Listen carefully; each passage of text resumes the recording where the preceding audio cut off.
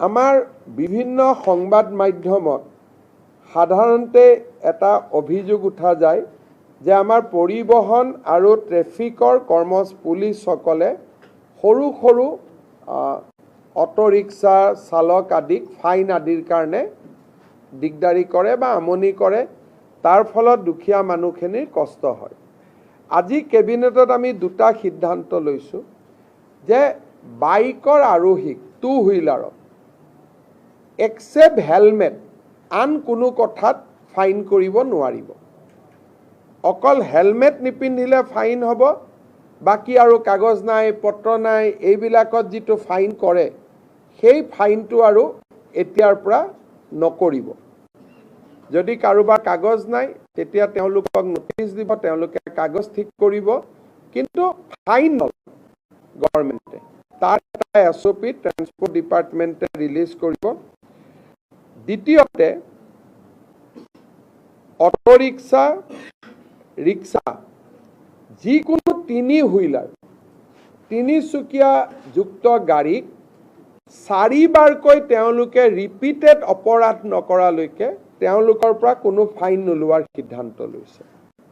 মানে এজন auto rickshaw বা এটা ই ৰিক্সা বা এজন ৰিক্সা চালকে 4টা ফাইন কৰাৰ পিছতহে 5 নম্বৰ বাৰতহে তেওঁলোকৰ পৰা ফাইন ল'ব পাৰিব।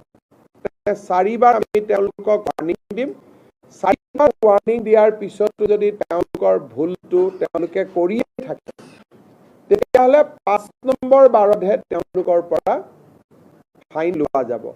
আৰু তেনেকে মটৰচাইকেল স্কুটি আদিৰ পৰা এটাতে খালি ফাইন লোৱা যাব হেলমেট নিপিন্ধিলে, বাকী আন কথাত আমি তেওঁলোকৰ পৰা ফাইন নলওঁ।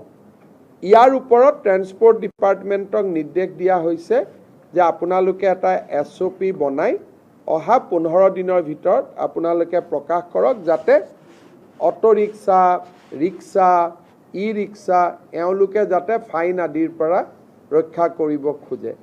আমি এনে হিচাপ কৰি চাইছিলোঁ যে ইয়াত ফাইনৰ নামত চৰকাৰে যোৱা গোটেই 3 বছৰত 6-7 কোটি টকাও পোৱা নাই। গতিকে 6-7 কোটি টকাৰ কাৰণে আমি মানুহক হুলস্থুল কৰি থকাৰ কোনো অৰ্থ নাই।